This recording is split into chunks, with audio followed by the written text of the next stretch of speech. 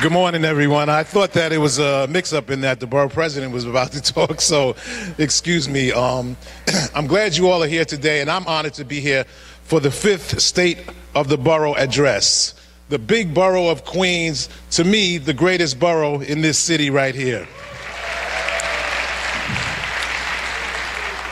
So I've known Melinda a while, and she describes people as Queens tough.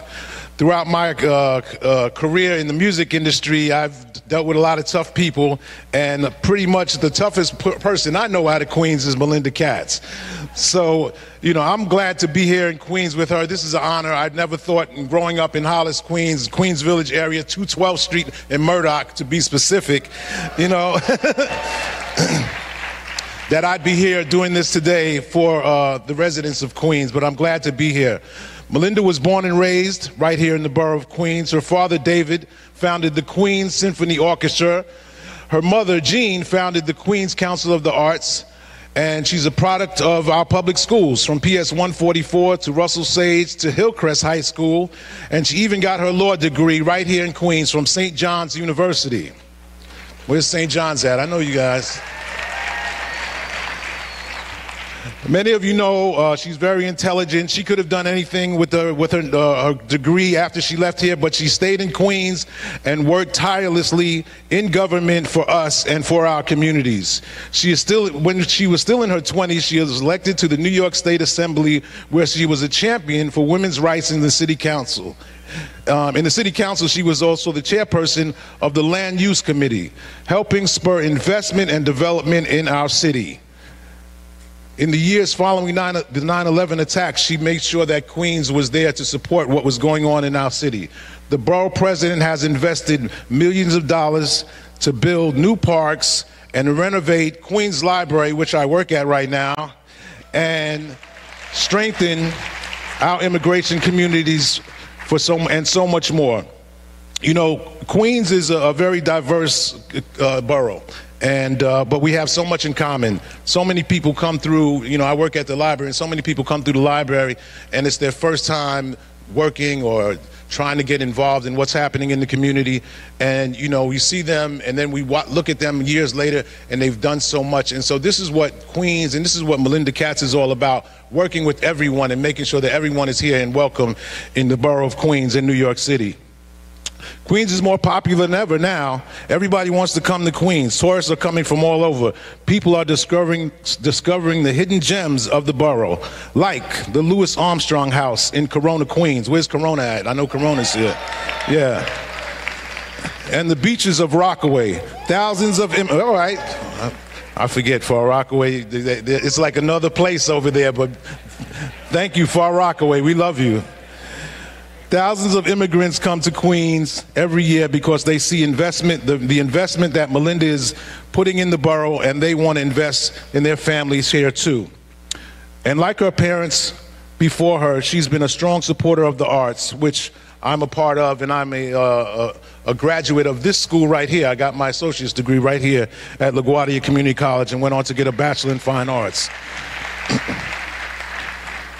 Quite simply, I'm proud to call Melinda Katz our borough president, and I'm proud to call her a friend. She's from here. She's raising her kids here. So many of us. Fighting for Queens isn't just her job, it's personal. For her to get up and fight every day and think about the millions of people who live here and work here, and take someone who's Queens tough. It takes someone who's Queens tough, and that's exactly what Melinda is. So please put your hands together and welcome our borough president, Melinda Katz.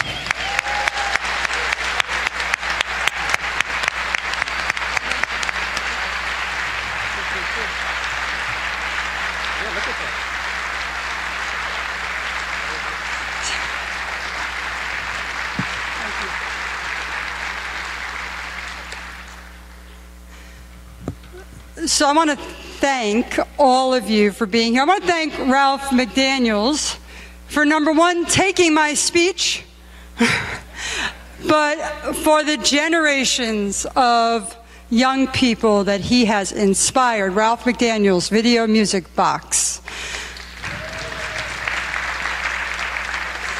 Special thanks to Dr. Gail Mello and her fantastic team here at LaGuardia Community College for hosting this year's State Address. If Queens is the world's borough, LaGuardia is the world's school. 45,000 students, 150 countries, and they speak 96 different languages. It has been a pleasure to provide more than $5.6 million of upgrades to the college's science labs, their libraries, and more. So Gail, you keep the projects coming and I'll keep the money flowing. Thank you to our sponsor, JetBlue. How about a hand for our hometown airline? And thank you to everyone that's here. Thank you to our community board chairs, district managers, and community board members that are here today. Thank you for taking the time to volunteer to ensure community input. It is a necessary, yet often thankless and underappreciated. We thank you for your service, for lending your expertise, and for your devotion to civic life to a landmark and like Queens. On behalf of our 2.3 million residents, to the community boards, I thank you for your service. And speaking of service, I also want to recognize our honor guard, as well as all of our veterans that are here in attendance. And there'll be much more about our heroes later. I'd also like to recognize one of my predecessors, former Borough President Claire Schulman, who has joined us, as well as our former Speaker of the New York City Council, Peter Vallone Sr., and a shout out to the late Helen Marshall, my predecessor in the Borough Hall. And I see we've also been joined by our City Controller, Scott Stringer. So I know there's a lot of elected officials here. I know there's a lot of commissioners and people here. So before I get into trouble, I'm just going to say thank you for being here, and I'm sorry if you're not acknowledged, but each one of you pays such a great service to the city of New York. Please give it up for our elected officials that are here today. And of course, thank you to my tireless staff for all their hard work today and every day. They can't say I never let them have any fun. Our Deputy Borough President, our new Deputy Borough President, Sharon Lee, my Chief of Staff, Jay Bond, and everyone else at Borough Hall who works hard to keep Queens moving forward each and every day. Please join me in wishing my staff a very big thank you.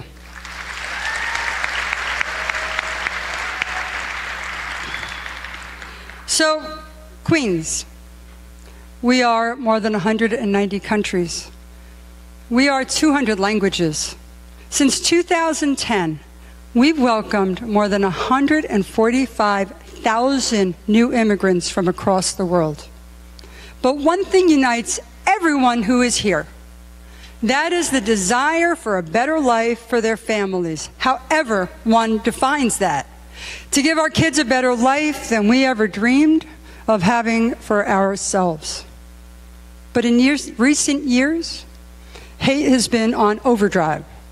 From the terror in Emmanuel AME Church in Charleston to an originally peaceful protest in Charlottesville, to the massacre at Tree of Life Synagogue in Pittsburgh, to the killings at a supermarket in Louisville, to the assaults, both verbal and physical, in subways and buses in the daily grind of New York. But we are a borough that isn't just trying its hardest to hold on in turbulent times. We're thinking we are thriving because we are united. And the many countries we represent gives us the strength to go where we want to go. Instead of fearing one another, we have faith in one another. We are thriving because we work to make room for everyone at our table. And it may not only be convenient. In fact, it takes a lot of effort. And it requires Queens tough. And this is where our elected officials come in. It's our job, not only to represent the interests of the constituents, it is our duty to partner with them and to ensure access to every resource imaginable. Just this week, the state legislature did that. And by guaranteeing a woman's right to choose and passing the Reproductive Health Act, while also giving undocumented college students access to state financial aid through the aptly named Jose Peralta DREAM Act. And that's why my team and I have tried to stay true to the promises we've made over the last 5 years, because I believe so strongly in this home that we've all had a hand in creating. I've devoted my time in office to keeping what we've built strong, secure, and stable, especially in the face of so much uncertainty throughout our country. After all, this borough is our home, our shelter from the storm. We're all living under the same roof right here in this borough of Queens, and we may bicker sometimes like a family at Thanksgiving dinner. Not my family, but everyone else's family. But at the end of the day, we're still family. As borough president, I will continue to do everything I am able to do to make our home a place where all of us have a fighting chance, where at our core we value decency and we have respect for basic human dignity. Because the true measure of a borough, our society, is how we treat the most vulnerable among us, and we do that right here in Queens for everyone. However, in this day and age, it's not enough just to talk the talk and condemn what comes out of Washington. There are real, devastating consequences to the policies we're seeing proposed and enacted, such as the public charge proposal. It is essentially an income test for the pursuit of the American dream. And bottom line, it's vicious and the public charge is immoral. It imposes upon families an impossible choice. Legal residency or food on the table. Legal residency or health care. Legal residency or a roof over our head. And just so you know, 68,000 kids in Queens live in mixed status households. This policy could compel hundreds of thousands of New Yorkers either deeper into the shadows or deeper into poverty. That in turn jeopardizes health, safety, and well-being of all New Yorkers. We would all lose. And on a local level, we will continue our Know Your Rights resources fairs, providing free, confidential, and multi-language legal consultations with outstanding community partners like Queens Legal Service and others. We are united against such un-Americanism. The burden to define who we are should not be borne solely by immigrants. Here in Queens, we have each other's back. And that's exactly what we're doing when it comes to the 2020 census as well. It's a simple equation. For each person in each household unaccounted for, that's less federal funding for our schools, our hospitals, our infrastructure, even less representation in Congress and the state legislature. An undercount is something we simply cannot afford. 1 year ago, I pledged to create the Queens Complete Count Committee, and that's what I've done. This bipartisan group of community leaders and government officials will develop comprehensive outreach efforts to make the count here in the borough as accurate as possible. Speaking of which, the proposed citizenship question on the census, it's unnecessary. Worse yet, it's discriminatory, and it's designed to skew the count. It goes against the very point of the census, to count every person who lives in this country. So I hope the lawsuit against the question prevails. Let me tell you, one way or the other, I plan to fight this as I fill out the census. And if the citizenship question appears on this survey, I will abstain. I will refuse to answer the question. Sure, you can call it a boycott. I'm Melinda Katz. An American-born citizen will boycott the citizenship question because times like these compel courage by those with the privilege to do so.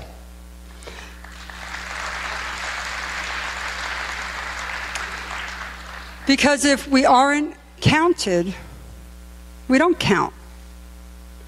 And if any of us is rendered invisible, if any of us are not counted, we all lose. One of the top reasons everyone is fighting and sacrificing in order to raise their families right here in Queens is because of the education our schools offer. When we make sure our students and teachers have everything they need to succeed, we're making sure that our home in Queens is one worthy of our children's potential. In 2017, I said I would allocate funding so that all 290 elementary and middle schools could have classroom technology and new classroom technology by the end of my first term. Well, we made that happen and then some. Money for tech like smartboards and laptops have been allocated to every single public school in the borough, including high schools, District 75 schools, every one of them. And if you ask me, for our children, that's $21 million that's well spent. And for upgrades to our school playgrounds alone, we've funded projects at 13 different schools. 5 new playgrounds have been built in conjunction with the Trust for Public Land, with 5 more in the pipeline. And we thank Trust for Public Land for their great partnership for our children. But maybe the best thing about our schools, the greatest thing, is that they are so strong despite the incredible overcrowding in this borough. So we crunched the numbers to see just how much we in Queens are feeling the squeeze. And here's what we found. In Queens, our public schools are at 106% capacity. Most of the other boroughs aren't even close. Brooklyn, Manhattan, they're at just 85%. Just take a look at the numbers on the screen behind me. Look how packed our elementary schools are compared to Brooklyn's. Compare our high schools to Manhattan's. As a city, we must address these inequities. Our families and neighborhoods are growing rapidly. We're outpacing creation of seats at our schools. And we know Lorraine Grillo, who's here today, and her team at the School Construction Authority are trying to catch up. And by the way, she and her team are doing an incredible job.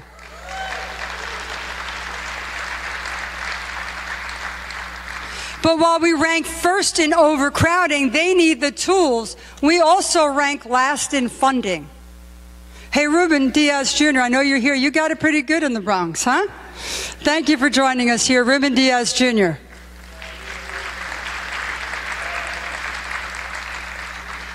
And if we're serious about giving our kids better lives than we dreamed of having for ourselves, we cannot afford to be shortchanged. But education can't rely solely on our schools. We needed upgrades at our community libraries when I started. So we put our money where our mouth is, $46 million for upgrades across 23 different branches, and we did it again as a partnership with local folks and local officials, because that's how you do things, as partnership, and that's how you get them done. Getting the ball rolling for a new Corona library. Thank you, Councilmember Francisco Moya. Upgrades in the pipeline for South Hollis Library. Thank you, Danique Miller. A brand new library in the pipeline for Rego Park. Thank you, Councilwoman Kozlowitz. Groundbreakings for the brand new library in Far Rockaway. Thank you, Donovan Richards. For the brand new Steinway branch in Astoria, we also thank Costa Constantinidis. A finish line finally in sight for Hunters Point Library. Finally. Thank you, Councilmember Van Bramer. And after years of chronic delays, an unveiling of the Kew Garden Hills Library, and we must take a moment to thank the late Assemblymember Michael Simanowicz, Katz for his service.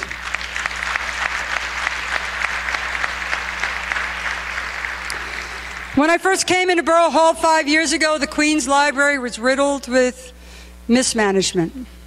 But we cleaned up shop with a major assist in Albany. That major assist came from State Assembly member, our Speaker Pro Tem, Jeff Aubrey.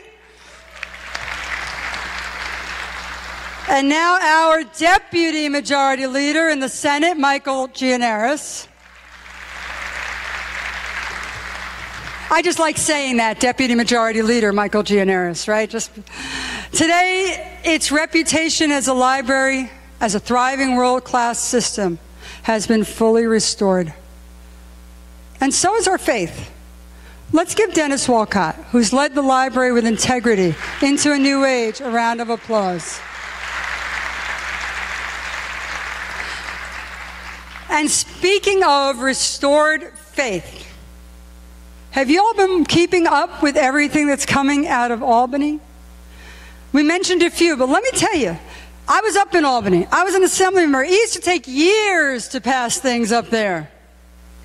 But what? We're in week 4, day 25, and the state legislators and assembly members and senators that are here today already codified Roe versus Wade, passed agenda, approved the DREAM Act, bolstered major voting reforms to let New York vote. This is why leadership matters. This is how we restore confidence in government.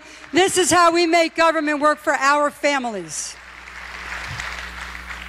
So while you're passing all these things, tax reform, criminal justice reform, you know, it's my job to ask for a lot. Am I asking too much? It is my job. Something else our children and our seniors need are upgrades at our neighborhood parks. We funded about $105 million in upgrades at parks across every community. I want to thank Commissioner Mitchell Silver for his stewardship and newly retired Dottie Lewandowski for the work they do. It seems like we're breaking ground every other day. So here we go. You ready? These are just a few. Big Bush Park in Woodside, done. $1 million for a new playground. Roy Wilkins Park, St. Albans, done. $1.5 million for a new running track and turf field. Rachel Carson Playground in Flushing, done. $1.7 million, we're cutting the ribbon shortly. Laurelton's Playground, new skate park, done. $600,000. Evergreen Park in Ridgewood, almost done. We're working on it. $500,000 for a new playground, and we're cutting the ribbon this summer. And I want to thank former council member Elizabeth Crowley for securing an additional $1.6 million for the rest of the park. By the way, just offline, I saw in the audience also former council member Mark Weprin, former council member Jim Gennaro. Just want to acknowledge that they're here as well. Morrow Playground in Kew Gardens Hills in procurement, $4.2 million. Thank you, Rory Lanceman, for the additional funding. And it's going to be a busy 2019 for our parks as well. Juniper Valley Park, $2 million for new spray showers. Thank you, Councilmember Bob Holden, for your leadership on Juniper Park. Newton Playground, a new lawn and a plaza. Thank you, Councilmember Drum. And Norelli Hargraves Park, $2.5 million for a new plaza. Thank you, Councilmember Adrian Adams. Redwood Playground, $1.2 million for a new play space.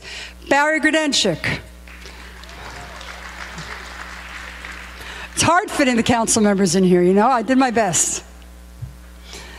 And we will have new amenities for our kids to enjoy by the end of the year in all of those parks. In my 2016 State of the Borough, I said our communities would soon have full access to the entire stretch of the restored Rockaway Boardwalk from 9th Street to 126th Street. And the last few summers now, they have. The beaches have been a different story, but we're working on that. We're also making progress along Shorefront Parkway, where a number of new parks are being built. That includes an adventure course, a dog park, a multi-purpose field, as well as Sandpiper Playground. And it was a pleasure to partner with Councilman Eric Ulrich on that last plan, a $5.8 million project, which should be done this summer. Yet another place for our kids to play with their families and to bond, because if it's good for families, thank you very much. And of course, another major project near and dear to my heart is the restoration of the New York State Pavilion. Just look at that American cheese yellow. Thank you, DC9, for the work that you did. This historic architectural marvel of the 1964-65 World's Fair is now saved. $21 million towards its revitalization, secured between my office, Mayor de Blasio's office, and the New York City Council, and another $2 million now coming in from the state. And by the way, in case you missed it, another $16.5 million secured by Senators Chuck Schumer and Kirsten Gillibrand for the electrical repairs in and around the New York State Pavilion.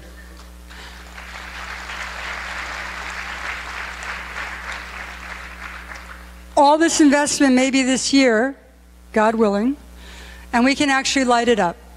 Commissioner Silver, this year, perhaps? Where are you? I want to know. This year? We're working on it. Let's once again make this destination of choice an icon in our borough. Even with all this investment and all this growth, we are still very much a borough of neighborhoods. We're still the borough of families. When asked where we come from, where we hail from, we say, I'm from Corona, New York. I'm from Bayside, New York. I'm from St. Albans, New York. I'm from Jamaica, New York, Southside Jamaica, New York. However we say it, we say our neighborhoods. We must continue to do all we can to keep our neighborhoods affordable. In my first state of the borough, I said, we would soon break ground on Hannock's Senior Affordable Housing Complex on 101st Street in Corona. Well, in November, the move-ins began. The Hannock Corona Senior Residence has 68 units, 52 of which are at or below 50% AMI, 21 reserved for formerly homeless seniors. Also in 2015, I said we were exploring our options at Municipal Lot 3 in Flushing. Now we're a few weeks away from residents moving into One Flushing, a 231-unit building with 66 units set aside for seniors. 3 months ago, we helped break ground on the Northeastern Towers Annex on Guy Brewer Boulevard in Jamaica. That's 159 units of affordable housing for low-income seniors coming online next year. Work on the Tree of Life development in Jamaica, which I put $1.5 million towards, is growing. When that building opens, that's 174 more units of affordable housing for low and middle-income families. In a time when there is such high demand for housing, every single home makes a difference in someone's life. When our seniors can age gracefully in their communities, when our families can afford to put down roots in our neighborhoods flourish. The bonds that are built over the years become unbreakable, but our efforts to keep communities attractive and affordable are in vain if we can't keep our communities safe. Thankfully, New York remains the safest big city in the nation. Now, on Rikers, let me be clear. I have been and I remain a strong supporter of closing Rikers Island. It is imperative that we overhaul our city's justice system, one that is safer, one that is more efficient, more humane, and less costly. Closing Rikers is an integral part of that. The irony, however, of unveiling a citywide plan for modern community-based jails in the absence of community input is not lost in our boroughs, certainly not here in Queens. Any plan by the city, especially the siting of this design, must include meaningful community engagement and input. And I am disturbed by the lack of opportunity thereof for the proposal to erect a 1.9 million square foot facility on 82nd Avenue. And that's from a supporter of closing Rikers. The city needs to start anew, and there needs to be a plan.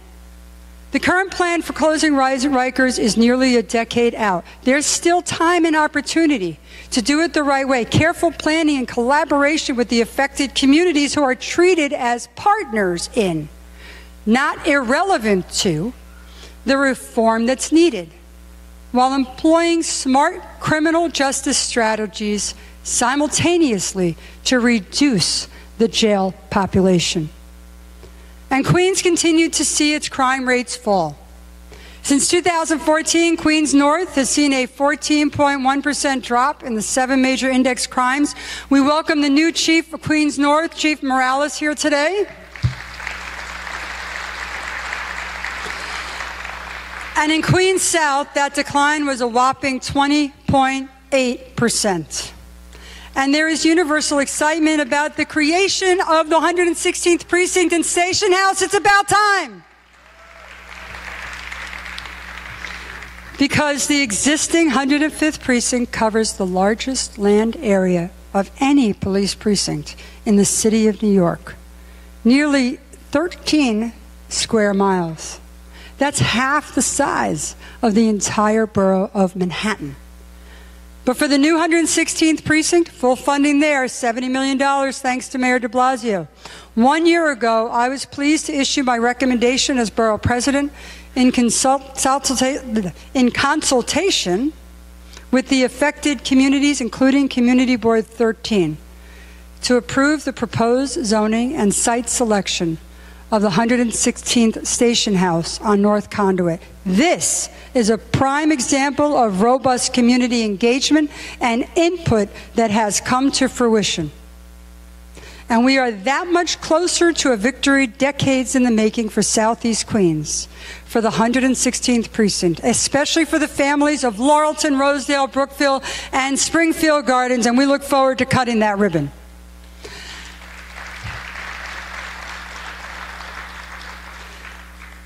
Our city and our borough are safer now than at any recent memory.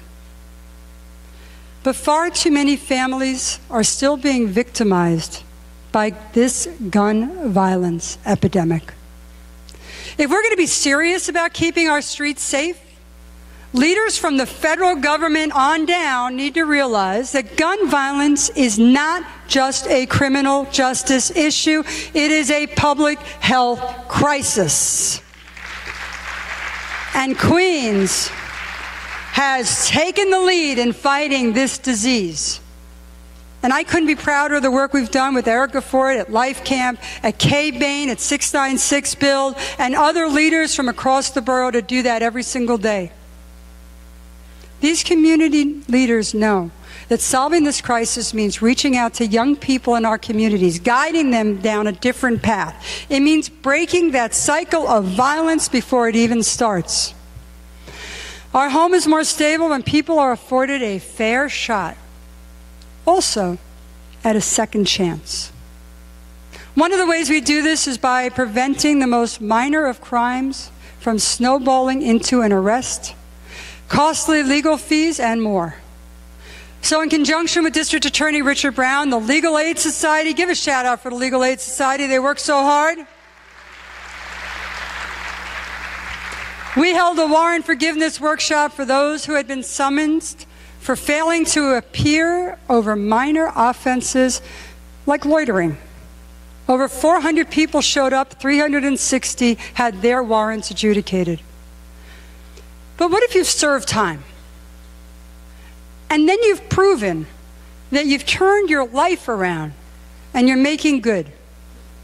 And that second chance, it just always seems out of reach. One of Governor Cuomo's greatest accomplishments, if you ask me, is legislation he signed into law 15 months ago. That allows people with 2 or fewer non-violent convictions to seal their records after a decade of staying clean.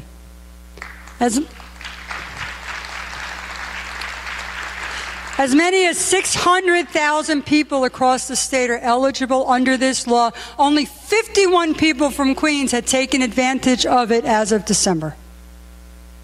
That's why we expanded our Know Your Rights Week beyond just immigration to make folks aware across the borough of this law and to shepherd them through the process of getting their records sealed. In total, because of our Know Your Rights Week, more than 140 people came to our workshops that we hosted last year. And you know what? We partnered with the community groups that have been doing this forever. We partnered with Life Camp, with 696 Build, with Transitional Services, with Sheltering Arms, with Rock Safe Streets and Fathers Alive in the Hood. People that have been working in the community. Because it's about eliminating barriers to employment, and it's about opportunities for our economy. It's also, by the way, about lowering recidivism rates. It's about breaking the cycle. People want to work. Let's get them back to work. Creating more job opportunities, however, let's do that again. People want to work. Let's get them back to work.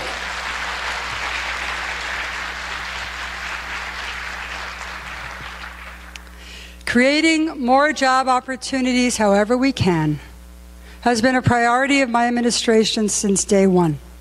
So before I go any further, I want to recognize someone who was influential in that regard. My now former Deputy Borough President and Director of Economic Development, Melva Miller. By the way, she's now got a big job. She's now at the Association for a Better New York, leading citywide public-private partnership efforts for the 2020 census, and we wish her well. But before that, she did incredible work for this borough over the years. And she's a big reason why Queens' unemployment rate fell from 7.7% 5 years ago to 3.2% today. 4 years ago, when I delivered my first State of the Borough, it seems a lot longer than that, we were deep into the process of putting together the Jamaica Now Action Plan. Melva was key in developing and executing that plan. There is still so much work to be done in Jamaica, work that will continue for years. But if you live there and you work there, you can see how much progress we are making. We really are putting that $153 million public investment to good use. In addition to Wi-Fi on the streets and investments in our stores and our parks, remember that old NYPD garage on 168th Street? That's where the future Archer Green apartments with 380 units of affordable housing will stand. And we broke ground on that project in September.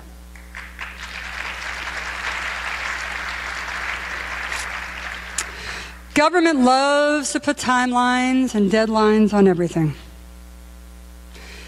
But in the case of Build It Back, it's not for government to say when the job is done. We're not done until the people who suffered the most at the hands of Superstorm Sandy tell us it's done. But I believe the finish line is in sight. Of the nearly 3,600 homeowners impacted by Sandy, about 100 Build It Back applicants have yet to return home. We're almost there, everyone. So Assemblymember Stacey Pfeffer Amato and my Hurricane Relief Task Force will be as active as ever to make sure that Build It Back finishes its work early this year.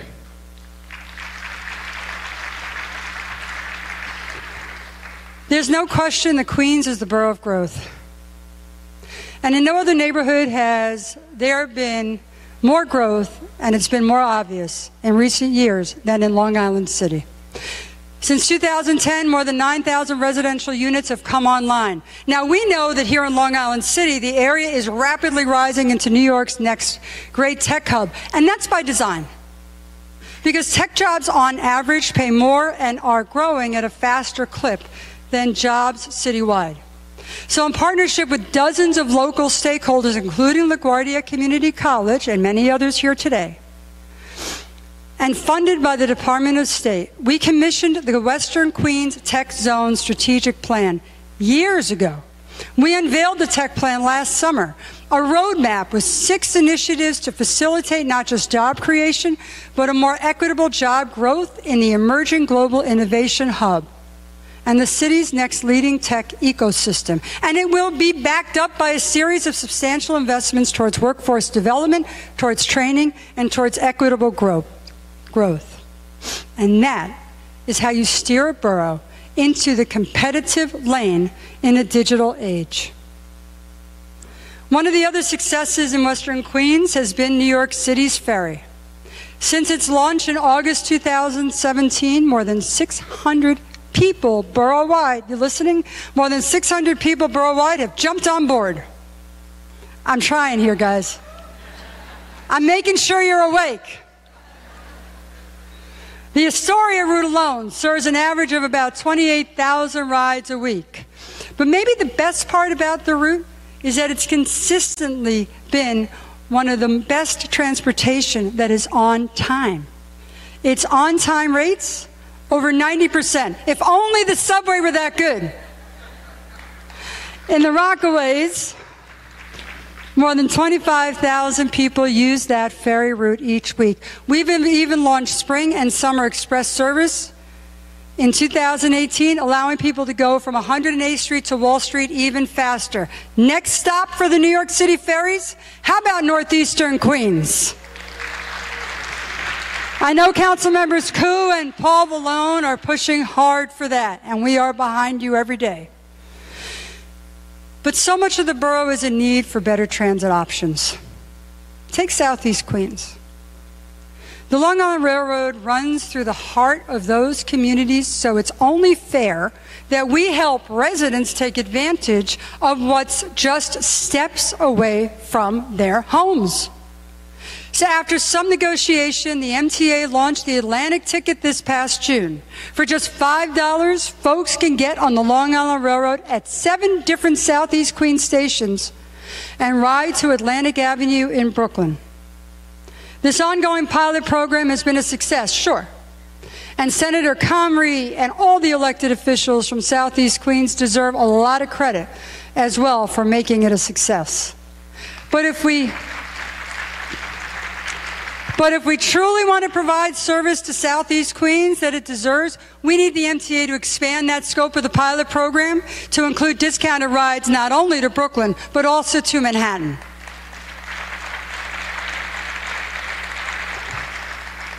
And we'll be watching.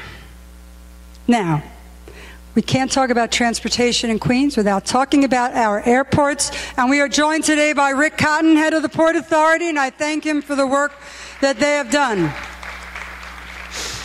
And with an $8 billion overhaul underway, we are well on our way toward creating a 21st century transit hub at LaGuardia, truly befitting our borough. Every time I pass by Grand Central, there's transformation. Just 2 months ago, we cut the ribbon on Terminal B's new concourse, 11 new gates, more than a dozen new concessions. And unfortunately for me, with my 2 boys, it includes an FAO Schwartz.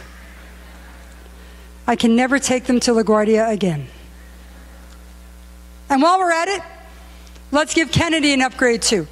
So in October, Governor Andrew Cuomo unveiled his $13 billion overhaul plan.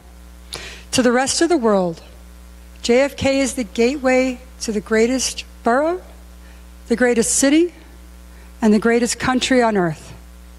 And when those first new gates go live in 2023, visitors from all over will have an incredible first impression of Queens. For example, in just a few short months, the crown jewel of the aviation age will reopen its doors and take flyers back to 1962. I wasn't around back then, just for the record. In September, I had the opportunity to tour the reimagined TWA Hotel. And let me tell you, it's going to blow you away. The iconic departure clock in the lobby and the other landmarks of the 60s are all still there, but the amenities, they are state-of-the-art. 512 rooms, 6 restaurants, 8 bars, 1 inside a vintage Lockheed Constellation. And just like our vision for the New York State Pavilion and the TWA Hotel, too, will become yet another Queens landmark, emblematic of our pride and emblematic of the reach of our potential. In 2017 alone, more than 59.4 million passengers came and went out of JFK, while 29.5 million people used LaGuardia, generating more than $64 billion in economic activity across the region. But there are airports, first and foremost. We are the affected communities, the ones who live below, the ones who live and deal with the traffic, and the ones who deal with the plane noise. So as Borough President and as JFK Redevelopment Advisory Council co-chair with Congressmember Gregory Meeks, we've pressed the Port Authority and others to hire locally. In order to be successful, we need to hire local, we need to have a path to union apprenticeship programs, and we need to have ample opportunity for second chance employment. So basically, ideally, we want every single good-paying job created at our airports to go to Queens. Our home, our families will be stronger for it. While we're building schools and parks and creating jobs, we must remember the most important thing for our families is our health. And in growing borough, the need for more community and emergency medical care facilities is certainly clear. So we've funded millions in capital into the borough and across the borough to get people healthy. In Auburn, we're expanding the Joseph Adabo Medical Center, on which we'll cut the ribbon this fall with his son, Senator Joseph Adabo Jr., who is here. In Corona, we got the Plaza del Sol Family Health Center. In Flushing, the Charles B. Wang Community Health Center's Health View Clinic. In Long Island City, we got Planned Parenthood. And in a few months, we cut the ribbon on Elmhurst Hospital's new Express Care Clinic.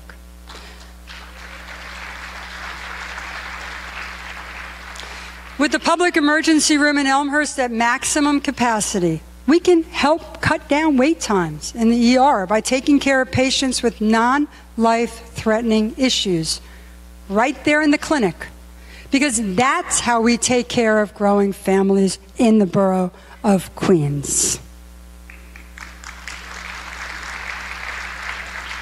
So, I've now served as your borough president for 5 years. We've done a lot together. We've really done a lot together. But one of the things I'm most proud of is our commitment to our veterans.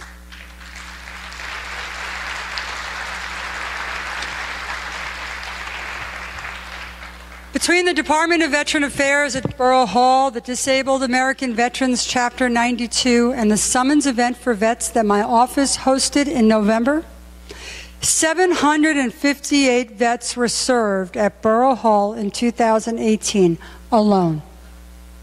The way I see it, that's 758 Queens heroes finding employment, finding stable housing, and much, much more. One of those heroes that I was blessed to know was the late Pat Toro. I'll never forget. Give Pat Toro a round of applause.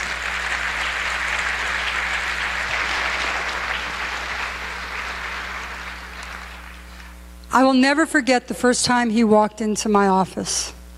It was almost a decade ago in the city council, and he told me of his radical idea for a borough-wide Vietnam Veterans Memorial. 10 years ago in the city council, I secured $500,000.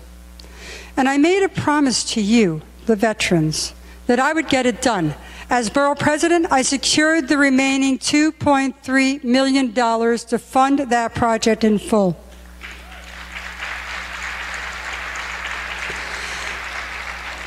And on November 29th, I stood alongside dozens of Vietnam veterans as we broke ground on that very monument that Pat Toro dreamed of. And when it opens later this year in Elmhurst Park, the memorial will bear the names of more than 350 Queens service members who died in the Vietnam War, either killed in action or listed as missing. They will be right there on the monument.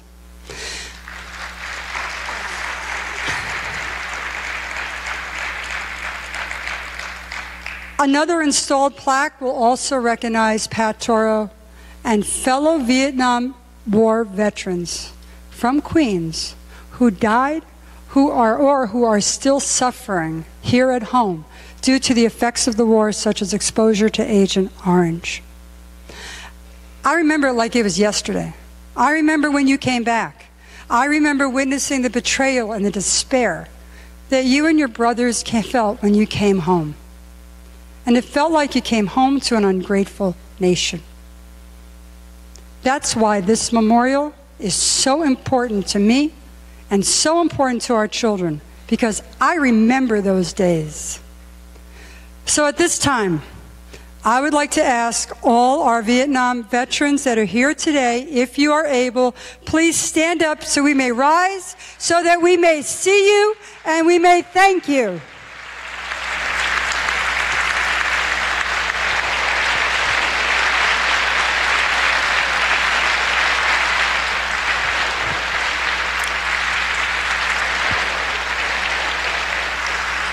We know the sacrifices you made. We know the sacrifices your brothers made and the sacrifices your family made. Now, please, the Vietnam veterans, please remain standing while we have all veterans who have served this country or are still serving, whether it was on the beaches of Normandy 75 years ago this June, or more recently in Iraq and Afghanistan, or anywhere in the world. Where all veterans, please rise.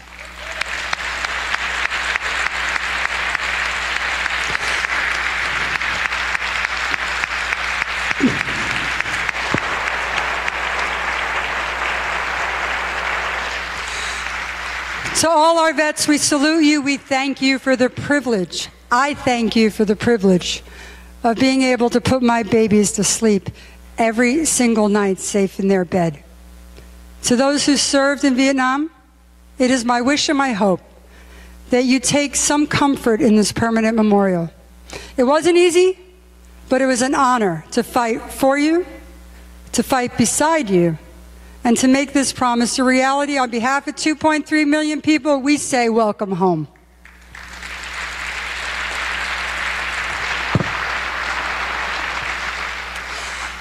It has been an honor of my lifetime to serve as the president of this great borough for the last 5 years. Thank you for your confidence. Thank you for the privilege. Much more work remains to be done in the fight for fairness, for inclusion, for equal opportunity, and for shared prosperity. The work will continue to be tough. And that means, just as a family, there's always going to be some strife along the way. But just as I say to my kids, I say this in my home, even when we fight, I always fight for you. And I'm always on your side. It has been my distinct pleasure to work with all of you to see our home, this great borough of Queens, through an incredible period of growth, and to help further and fulfill the great promise that Queens offers. My parents believed in that promise. My father, David Katz, founder of the Queens Symphony Orchestra, he believed in the universal unifying language of music. My mother, Jean Dale Katz, founder of the Queens Council on the Arts.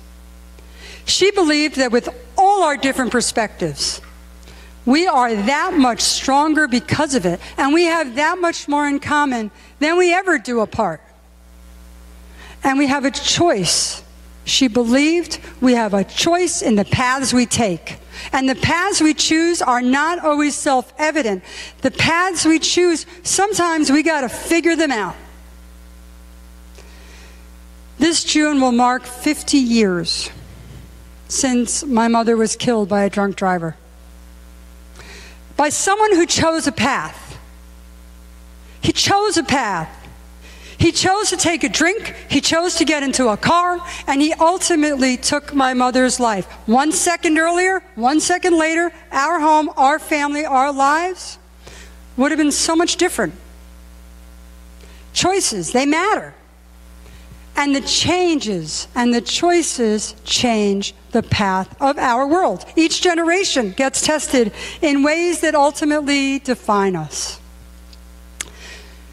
Every so often our country comes to a crossroads and we also have to make choices. In many ways, we are at one of those crossroads right now.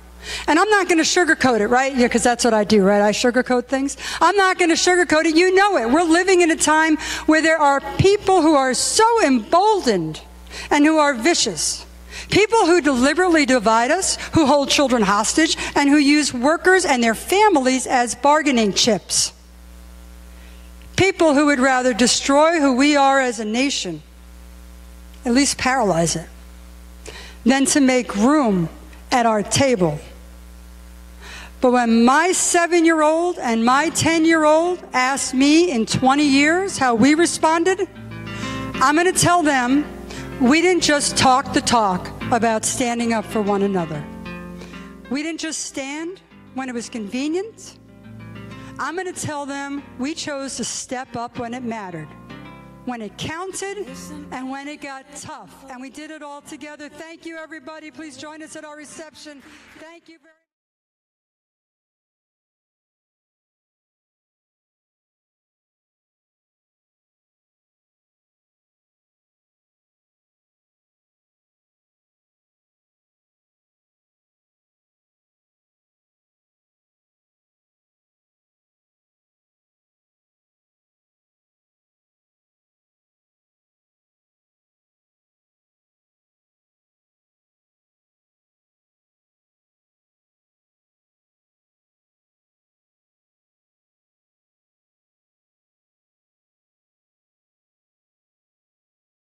The state of the borough this morning.